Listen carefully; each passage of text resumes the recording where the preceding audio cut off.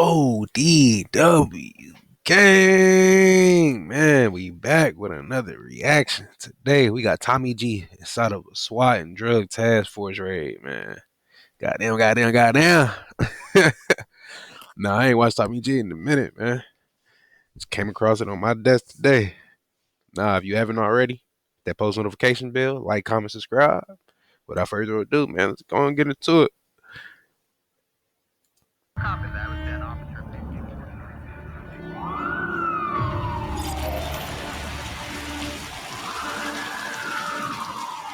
Okay, so we in Memphis.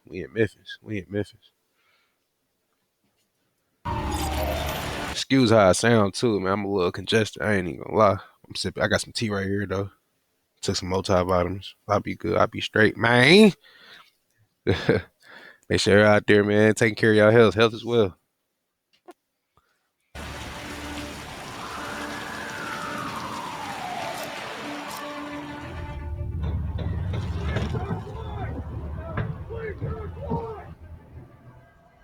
My name is Tommy G, and you might be wondering how I got here. Initially, I took a road trip to Memphis where I was going to be working with a nonprofit called We Fight Monsters to cover a story on human trafficking. But my friend at the nonprofit, Ben Owen, said, well, if you're going to be coming to Memphis, you might as well meet my friend Johnny Carter. He does undercover drug busts here. So of course I give Johnny a call, and like any true pal would, he invited me to a raid. You see, Johnny happens to be the director for West Tennessee Drug Task Force, so he has the pull to actually invite me to a raid where we'd also be meeting up with members of Memphis SWAT and other law enforcement agencies. Seeing as I've spent much of my career on YouTube covering the criminal side of the coin, I thought this would be an interesting opportunity to interview law enforcement and hear their story. And growing up as a bit of a pothead and rebel in high school, I've always had a little suspicion about police and authority, partly because I had trouble accepting that someone with a badge had the power to send me to jail for reefer, and partly because I was probably paranoid in my smoke-filled car. But as I've gotten older and lived in more sketchy neighborhoods, I've come to realize that good and accountable law enforcement is essential to a safe community. So in this episode, we get to witness a raid, I get to ask law enforcement all the sorts of questions you might also want to ask, and towards the end, good old Johnny has to draw his gun, but more on that later. This, folks, is inside an undercover drug bust. Let's get into it.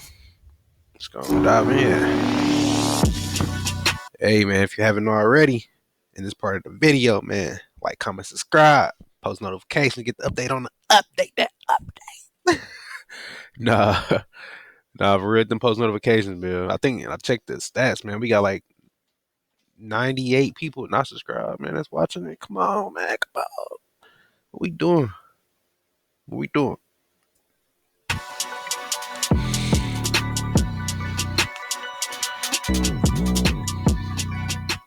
New merch at TommyGMcGee.com. Welcome to the underworld, folks. Honey G. Memphis, Tennessee, 6 a.m. Here's how the average man's life would change if he never saw an ad again. Day one, he would install Pi on his computer without spending a dime. I ain't gonna say they. Tommy G, man. Well, that's the first ad, man. That's the first ad. I'm gonna let it slide. Memphis, Tennessee. We're gonna be taking an inside look into the world of drugs at an angle that we've never seen it before. Usually on the channel, we're the ones interviewing the guy that's selling it, buying it, and this time we're gonna be interviewing the side that's raiding it. So I think we're gonna learn a lot. It's raining a bit here in Memphis, so I asked Johnny, are we still going in? Johnny said we're like the post office. It's rain or shine, they're gonna visit you. So, what's up, brother? Hey, what's going on, man? Good to meet you. How are you guys get nervous for stuff like this? If that vehicle shows up to your house, you know you're. Oh yeah, you know, there's no question. And how many overall men you think will make this breach? So there'll be one SWAT team that'll make the breach. Then once the SWAT team secures the house, everybody's in cuffs. They've checked it. They'll do a secondary check. Then the search will start. Do you get nervous before stuff like this? Did it for 26 years. I still get nervous every day. And do we know what we were hitting this guy for? Fentanyl. How much? 26 years, man. That's long. I ain't gonna lie. You gotta think too. People they putting their life on the line doing the raids because you don't know what's behind the door. Shit. We're talking ounces. How much can I make off an ounce of fentanyl? It's about $20 a button. A button's about 1/10 of a gram. About $5,600. It's a never-ending battle. It's a game of whack-a-mole. You knock one down and two more pop up. What was the timeline when you feel like fentanyl really entered Memphis? As soon as the states and the government cracked down on prescription opioids, you had Big Pharma. They introduced the opioid pain meds. They introduced the pain scale, and they made pain a right in the hospital. And doctors were giving it like it's the best thing since sliced bread. And then you had addicts that got addicted to it. It's crazy hearing law enforcement acknowledge that Big Giving it out Pharma like is the root candy. of a lot of the drug addiction issues in America. Purdue, Yet when you look yup. at things, not one executive Hey, has ever. about Purdue. It's a documentary on Netflix, man. Hey, I think y'all like that, man. Go watch that. It's called Painkiller. It's called Painkiller. It's a good documentary, but it's a show. It's not just like a long documentary. It's a show. Ever served prison time, and all these small dealers are getting busted. It speaks to a growing frustration with Americans that the white-collar criminals can get away with anything and get rich, and the little guys get 10, 15, 20 plus years. And then everybody cracked down on it. They did away with it. They're not prescribing it as openly as they used to. And, cartels, they pay attention to what's going on, and they adjust. They're a business. They're all about money.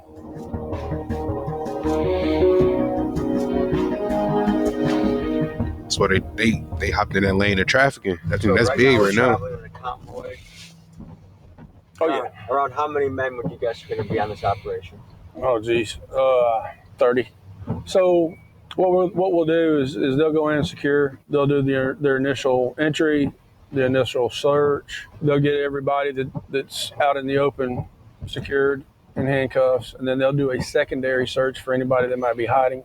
And then we will start the search.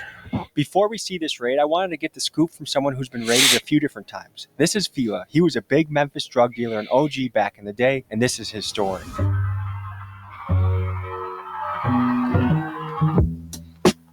I had this trap house over on Macklemore, and every night it was a party there, 7 days a week. It was coke, it was crack, it was seed, man, plenty of money, everything. I loved it. So one night I was inside my bedroom, and I know the music up front be loud and everybody be partying, but I was tired. I just had to get some rest. And I woke up in the middle of the night, and it was quiet, and I'm like, so I get up, and I walk out. My front door, the raw end door was wide open. Next thing I know, when I turn my back, bam, the cops. So they take me to the door, and I look out on the porch, and everybody that was in my house was handcuffed and laying face down on the ground. Damn. I dare you to let me build you a these completely ads. free e-commerce store preloaded with 20 handpicked products that are trending all over the world. Then I gotta run that back real quick. He said it was all handcuffed My on the house was floor. handcuffed and laying face down on the ground. I don't know what to think. I'm like, oh man. Are they hitting houses themselves? So there's a trap house right next to a sheriff's deputy. So that's probably why they're not selling as much out of that house and going to other places. Okay, so they're at the front door. They're preparing to go. Holy. And in that new Durango. So they're not doing a no-knock raid, I take it. No, those are illegal now. Probably for good reasons, right? Oh, yeah. They're breaching the door. They're kicking the door.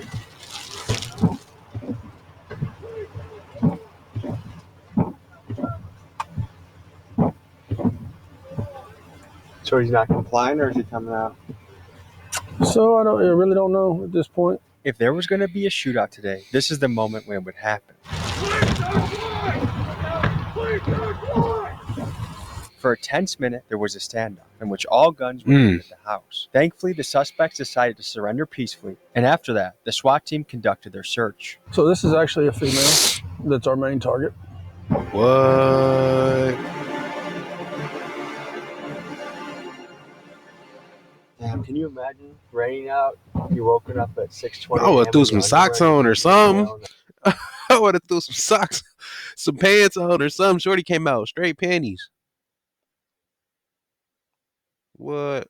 I would have threw some socks on, pants. If the police about to take me, man, bro, I'm putting something on within that nick of time, flushing whatever. Yeah. Then I'm coming out. I ain't just coming out straight draws on. I mean, but hey, that's crazy.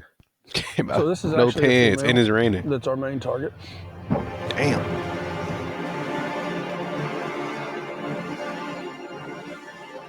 Damn, can you imagine raining out? You're woken up at 6:20 a.m. in your underwear and you're taken to jail, and that how many years does a guy like this? Yeah, your underwear is crazy. So it depends on the amount and their criminal history. Sale of fentanyl is a Class B felony. They should get the maximum amount of time that it carries. Fentanyl is like playing Russian roulette. You don't know if you gonna hit this shit and you gonna die or not.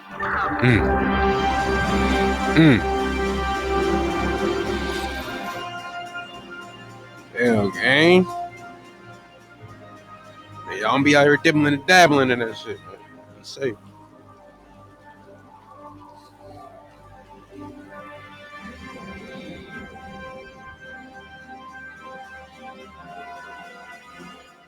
"6:30 a.m. The raid was completed without a hitch. Now the rest of the house is being searched. These people were wanted for selling fentanyl.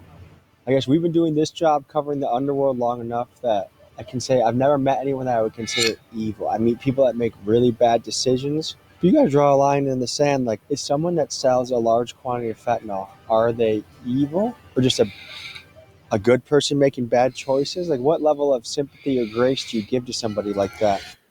Ain't nothing good with that, like, especially with fentanyl. Like, it's not even a recreational drug. You feel me? Like, it's not. That's so man-made. Like, me personally, man, that shit bad. That shit bad, bro. People be dying off that shit. One hit. Man, hell no. That shit It's not easy it. from the outsider, like, oh, the guy. And they just put it, they selling mix drugs it with and pays other rent. drugs, like I don't to think get it's people right, hooked. but I That's get it. crazy. Okay, that's one level. Another is she just sold a dose that killed my brother. Like, now it's personal. Like, how many bodies are attached to this fentanyl game? And then, Start when a whole everything is war said and behind done, that. how much of this just has to do with poverty and rough situations? We were at a Texas prison recently, and not one of those guys came from an upper middle class home with two parents in the household. Like, show of hands, who would say they grew up in poverty? Show of hands, how many of you had your father in your life growing up as a kid? How many of you didn't? Certainly the job of a drug dealer has been popularized, has been glamorized in hip-hop and rap. Like, the hustler is the guy that people look up to in a community. And is that because rap made it cool, or because, depending on what area you're from, that might be the one guy with some sort of resources? I don't know. If I'm treating everyone like I'm an older brother and I could give them advice, I don't think I would tell them to do anything that can result in years behind bars. What amount of money is worth time in prison? Like, even if someone said, I'll give you $1 million, but you got to go away for 10 years. No, I wouldn't take $1 million for 1 year. Some of the law enforcement we spoke to were operating undercover, and for this reason, we had to blur their face for their interviews. For that, This was me, struggling to keep up with posting consistently on YouTube and getting less views than normal. I can't wait till So I get to run found ads, man. I'm Spotter flooding. Studio. Spotter Studio is Nah, I go for the average guy in the But streets, damn, out there, man. can you remind him how much of a bad idea crazy. having a switch on you is? Turned Ad it after into ad. a pistol, which is an ATF Damn. violation, which is a federal crime. Hold on. Bro, just let that bitch off. I'm mad they ain't play the gun noise. Turns it into an automatic pistol, which is an ATF. I ain't gonna lie, I gotta do it. I'm gonna do a gun range vlog for y'all. I'm gonna do a gun range vlog for y'all, man. Stay on tune for that. That shit crazy though. I want a binary whole time. Violation, which is a federal crime, And once we do our job, what the actual prosecutors do with it is kind of up to them. The other big problem we're seeing right now, man, is that we're grabbing these dudes and putting them in jail for serious violent crimes, and they're getting out, in a day or two. Like murder? Murder. It's all in the news right now in Memphis, man. They're released their RORing guys on first-degree murder charges. What? Yeah. Oh yeah. It's in the news. Because it's innocent till proven guilty, or like, what's the rationale for that? Their rationale, I think, is that they're like, well, you're 13-year-olds crazy. And then they're like, well, this person they arrested doesn't have a job, and they live at home with their mother, or whatever. And I understand a little bit of that. I can empathize a little bit, but when it's a violent felony, bro. Like, and the other thing is, you're right, it is instant to proven guilty. But law enforcement, I've been doing this for 18 years, man. And law enforcement, in my opinion, we don't put charges like aggravated assault, aggravated robbery, murder. We don't put those charges on people just with a little bit of evidence to make it probable, right? Probable cause. We don't do it. It is hard evidence, man, because I don't want to, even if we have doubt, we're not going to arrest somebody on a charge like that unless we're firmly convinced that they committed that crime. The repercussions of even just being charged and arrested, and maybe even being released later and found that you're innocent of it, like that can follow somebody for the rest of their life. Right now, the people I'm most afraid of are typically like the 15-year-olds, the people that are doing the killing, especially the young guys. Like, what is the psychological profile that it seems like there's been such a loss of value in life? Mm-hmm. What is that? I don't think a lot of these killings are done with any real thought put into it, right? I think it's an emotional response at a moment's notice. So impulse control issues? Very much impulse control. I mean, that's why you're seeing most of these young people that, in their teens that are committing a lot of these crimes. It's impulse control. For whatever reason, I don't think they understand the ramifications and the depth of what they're doing. He said impulse control, though. That's a new one. I ain't heard of that. People, I ain't gonna lie, the younger crowd got like a big impulse. They don't get their way one time, they crashing out. Motherfucker crashing out. They don't get their way one time. They get mad. Like, man, gotta learn how to control that. Or haven't even been in the real world enough to where it's like you don't even know how to decipher your emotions. Like, that's crazy.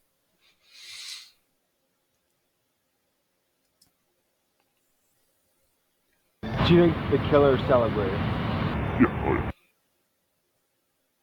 oh my goodness. It's the Motion Array Epic Holiday Sale. Get 10% off the everything plan. Templates, music, food. Yeah. That's crazy. So-and-so got 2 bodies. She got 3 bodies. Whatever. That's how they look at it. It just continues, man. So for someone that says, like, wow, man, people are in tough situations, poverty. Bullshit. You're making excuses, man, because you can say it's because they come from, an environment that doesn't give them chances. That's bullshit, and I don't want to hear that. It's still the United States of America, man. If you make the decision to make your life better, you can make your life better. What's going through your head right now? I'm just glad everybody's safe. We're safe. The bad guys are safe. Nobody got hurt, so that's a good day. And then, of course, we found what we were looking for, so that's an even better day. Were there any weapons found? No weapons, surprisingly. How often do you find a switch when it comes to a fentanyl bust? Switches are all over. The external switches, now they've got internal switches too, which are harder to you have to break the gun down to find it. Over the course of your career, how many raids, busts do you think you've gone on? Oh, Jesus. Well over 1,000. I've been in law enforcement 26 years, full-time dope and gangs for 21 years. I do anywhere from 1 to 6 a week. So that's a lot of math this early in the morning. Does it feel like you have a wild job? It used to. It's kind of become the norm for me now. I mean, I still love it. It's still exciting. And it's still a community service.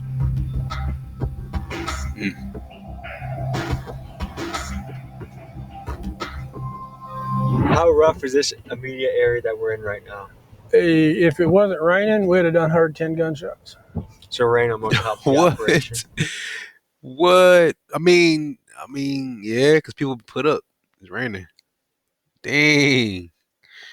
If it wasn't raining, we'd have done heard 10 gunshots. So rain almost helped. That'd be facts though most of the time. Rain helped keep us safe, absolutely. There wasn't any lookouts, there wasn't anybody out. So we're going to go ahead and process the evidence, count the money, do some field tests on the narcotics that we seized, and start the process that nobody wants, and that's the paperwork. All right, guys, we'll see you at headquarters.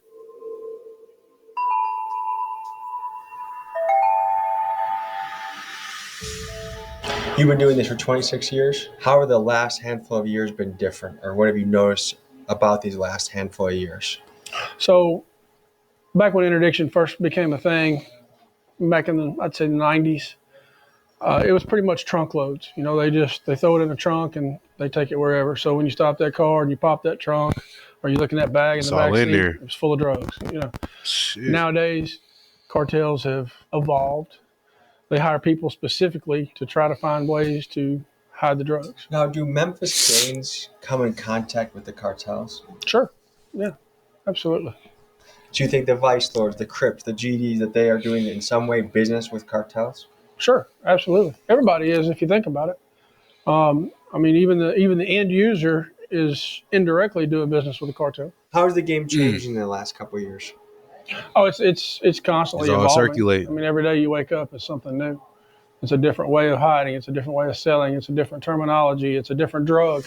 As we were sitting in Johnny's office, the interrogation of the suspects was happening in the room next door, so I peeked around the corner to see if I could hear how it was going. I tried to imagine how the suspects were feeling, knowing that if found guilty, they faced years of their life in prison behind bars. Is there any misconception about your line of work that you'd like to educate the public on? There's a difference in opinion, which is what makes America America. Everybody has their own opinions. Some people think, oh, the war on drugs, we're never going to win, and we should leave these people alone, let them do what they do, and they're not bothering anybody but themselves.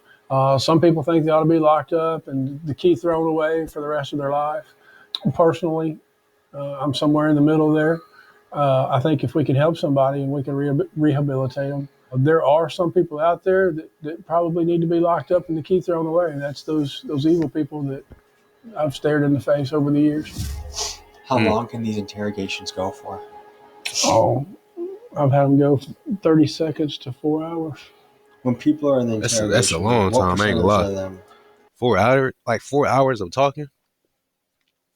I mean, it's not long for me. Actually, it ain't long because I can do that. I can stream. I can react. But 4 hours is just talking about they trying to get something. It's so easy. Oh to become a my podcaster goodness, with another Riverside. ad, You bro. I just should need have a left it playing. concept and a way to record it. First, go to riverside.fm and talk and give up information. So the majority will talk and will give up some amount of information, and that doesn't mean that they cooperate. This year alone, we seized over a ton of narcotics since January 1. What percentage of that is non-weed tonnage? Oh, the majority of it's weed. Do you ever feel like when you bust a house for weed, or you're like, come on, it's weed? Yes and no. The majority of that came off the interdiction unit, off the interstate. It was coming out of California or Colorado, places like that, coming across. Oklahoma. Oklahoma's a big one now. You were speaking earlier about the Chinese marijuana industry, and Oklahoma's ground zero for that. This person here is trying to make the decisions that would determine how many years of their life will be spent behind bars. He sniffed the gas. Tommy G for you see the packs right here though. Look like some tracks. Did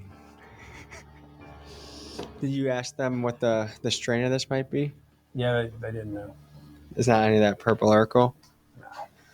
Would a raid have been organized just for this amount of weed? No. It would have taken pounds and pounds for us to have even thought about it. Tell me about the fake Perk 30s that's been coming up in the streets. Oh, God. They're everywhere. They're everywhere. And they're so easy to tell. They pressed. Perk 30s are not as plentiful as the fake Perk 30s that are coming out. So we'll double count all this, but these are in $1,000 stacks. So if they're all correct, that's 2, 3, 4, 5. This one stack right here is going to be $8,000. Damn. Shay, on that tablet right there, 5,000 from the third drawer, room 3.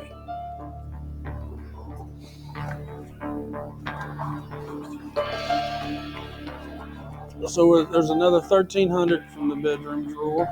Red tote in the closet, $8,000. $1,000 bundles, 8 $1,000 bundles. Here's how the average man's life would change if he used Pi for 5 days straight. Day 1, he would install Pi on his computer without spending a dime because it's 100%. These same ads, man. What's your guess over it, guys? 18,000. I'm gonna go with 16,700. I'm gonna go with 20,000. 18,121. I wanted a taste of what undercover work was like, so Johnny took us to an area that was known for being a crime hotspot. Driving around in Johnny's car that looked like the Fedmobile, we would soon find out that the locals were not happy to see us. So when you're navigating the hotspot, what are you thinking? What's going through your head? Well, I mean, you're looking for what's out of the ordinary. So you have this crew walking over here. Something looks like it's happening. Something's going on. So she leaned in the window. She disappeared. Either he could have sold to her and she's going up to use, or he's buying and she went up to get the product. Is this a circumstance where the ant leads to the queen? Yeah, I mean, you take it as far as you can. Go with the move crazy. up. So we get the user with, a tenth of a gram or a quarter gram or half a gram. We flip them to their dealer. We get them, we flip them to their supplier, to their mid-level supplier. So it's a game of dominoes in a way. It is. See, that's occupied. There's a guy in the driver's seat backed in right there. He's not going into the hotel. He's been approached at least by one street person. She could have bought from him a while ago. Went maybe put it up in a room for later. Who knows? Have you had any close calls doing undercover work? Yeah, I've had a few. Went through a neighborhood. Lady was walking through the hood and waved me down, so I stopped. And she tried to sell me some crack. 2 different ways. 2 different kinds Both of crack. types of crack, huh? Yeah. What? Looked like a good customer. And that turned into me trying to arrest her. That turned into her fighting, and that turned into her pimp coming out and fighting with her against me. So I was 2-on-1 for about 6 or 7 minutes. This was the days before tasers. Uh-oh, the guy that was... Yeah, I'm watching him. And the guy behind us was their dealer, right? Potentially. Potentially. That's cool. Yeah, he's filming the car. What?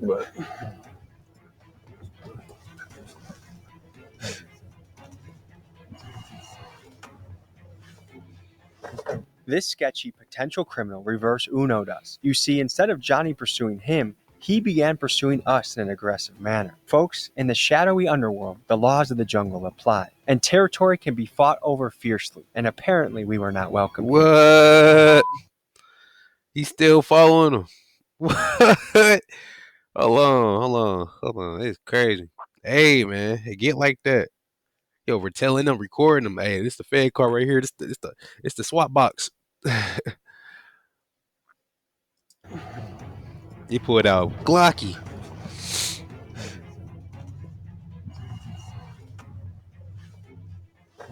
This sketchy potential criminal reverse Uno'd us. You see, instead of Johnny pursuing Reverse him, Uno for he sure. began That's at his pursuing us finest. in an aggressive manner. Folks, in the shadowy underworld, the laws of the jungle apply, and territory can be fought over fiercely, and apparently we were not welcome here.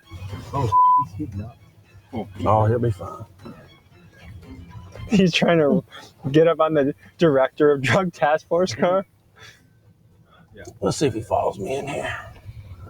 If he does, yeah, I didn't think he was. You gonna call the boys on him? No, I was fixing to stop him. Is he still sitting there? Oh yeah, he's moving on now. Yeah, I was a little concerned about getting boxed in. That's why. That's the kind of stuff right there. I mean, that's in every neighborhood. Like you come into a neighborhood, you're not known in that neighborhood. You're not welcome in that neighborhood. They're going to be coming up on you. They're going to stop you. They're going to want to know what you're doing there, and that's the part of the undercover risk. Man, this is a job that puts hair on your chest, huh? Yeah. I tried doing it for 23 years. Oh man, it's a pleasure. Yep. Thank you, man. Pleasure. Thank you. Folks, stay in school. Don't do drugs, except for the ones that he can't find. We'll see you guys next week. Peace. Hey, man. That's the end of that Tommy G video, man. That's wow. I ain't gonna lie. He got through following. I wasn't expecting that. I ain't gonna lie. That was unexpected.